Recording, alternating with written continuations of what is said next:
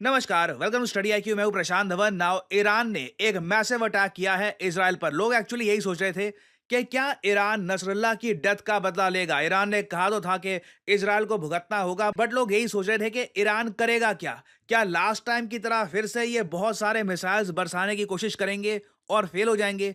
Well, इस particular case में यही हुआ है। ईरान ने बताया जा रहा है कि 180 से लेकर 200 के आसपास बैलिस्टिक मिसाइल्स इजराइल पर बरसा दी। और यहाँ पे आप देख पाओगे, ट्वीट है इजरायली गवर्नमेंट की। ये कह रही है 181 Iranian ballistic missiles fired eight Israel.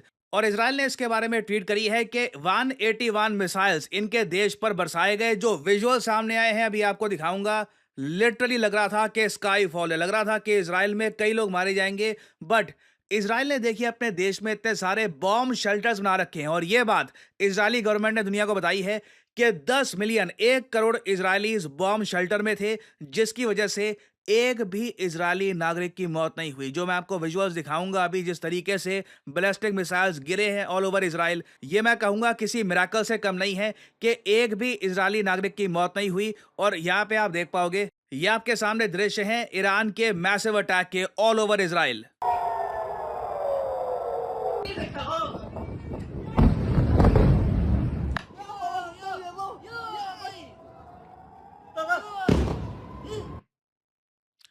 अब एक बात नोट करिएगा, बाहर एक आदमी नहीं है। एक्चुअली इजराइल की सरकार ने स्पेशल ऐप डेवलप कर रखी है। हर इजरायली नागरिक को मोबाइल फोन पे नोटिफिकेशन मिल जाती है कि बिल्कुल घर के बाहर मत निकलना, बॉम्ब शेल्टर में रहना, हमारे देश पे अटैक हो रहा है। और ऑब्वियसली जब एक आदमी को दिखती है वो नोटिफिकेशन, वो आसपास सबको बता देता है कि बिल्कुल छुपने का समय आ गया है। और इसी डिसिप्लिन की वजह से एक भी इजरायली नागरिक मारा नहीं गया। कुछ बताया जा रहा है लोग इंजर हुए हैं, माइनर इंजरीज आई हैं, but no one got hurt. Now question यहां पर यही आता है कि इजराइल क्या वापस रिटेलिएट करेगा, क्योंकि जिस तरीके से ईरान ने अटैक किया है ना इजराइल को, एक बार को आप मान के चल सकते हैं, अगर इजराइल के पास ये प्रॉपर डिसिप्लिन ना होता, इनकी एप्स ना होती, बॉम्ब शेल्टर ना होते, कई इजरायली नागरिक मारे जाते। और अगर यहाँ पे आप सोच रहे हैं कि एक आदमी के मरने की न्यूज तो आई थी ना, कोई एक फलस्तीन का आदमी था, जी हाँ बिल्कुल।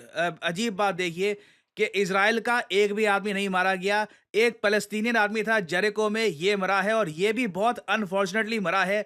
बैलिस्टिक मिसाइल सीधा इसके सर पे जाकर लगा, कोई विस्फोट वगैरह नहीं हुआ। इधर आप देख पाओगे, ये वो आदमी है, और ये बात का नज़ारा था।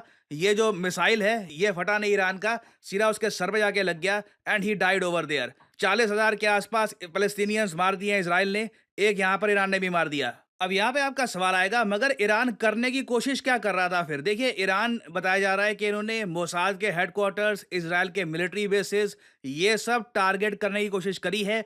कुछ जगह बताया जा रहा है कि इंफ्रास्ट्रक्चर को माइनर डैमेज आया है, मगर जो इजराइल ने किया है पिछले कुछ हफ्तों में पेजर अटैक्स, जिसकी तारीफ रिसेंटली हमारे आर्मी चीफ ने भी करी है, उसके अलावा वेरियस और टाइप्स के अटैक्स, हिजबुल्लाह के चीफ को मार दिया, कमांडर्स को मार दिया, उसके कंपैरिजन में ये कुछ भी नहीं है। मैं अगेन, जो मेरे सामने होगा वही मैं आपको बताऊंगा, और आई थिंक जो फैक्ट्स हैं, जो डिटेल्स हैं, वो देखकर आप भी एग्री करोगे। इजराइल को खरोच तक भी नहीं आई है।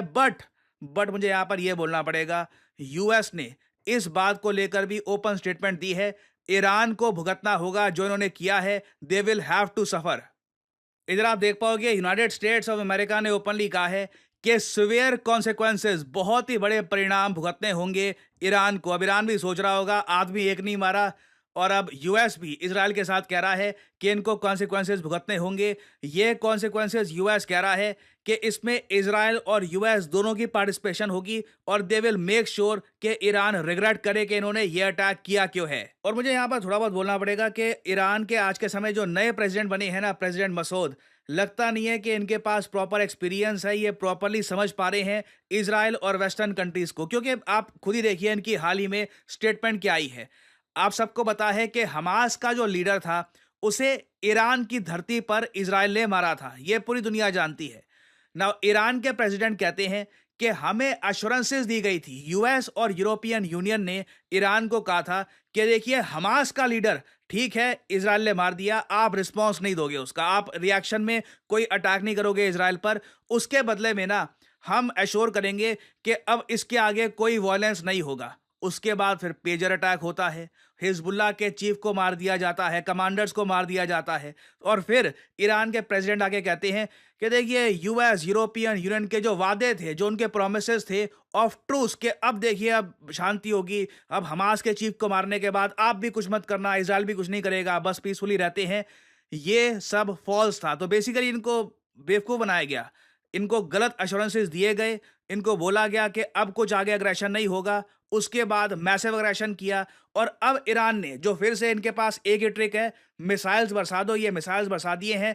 अब ईरान फिर से टारगेट में आ चुका है, और कोई बड़ी बात नहीं है, जो इनका न्यूक्लियर प्रोग्राम है ईरान का, उसको इजराइल अब ओपनली टारगेट करे।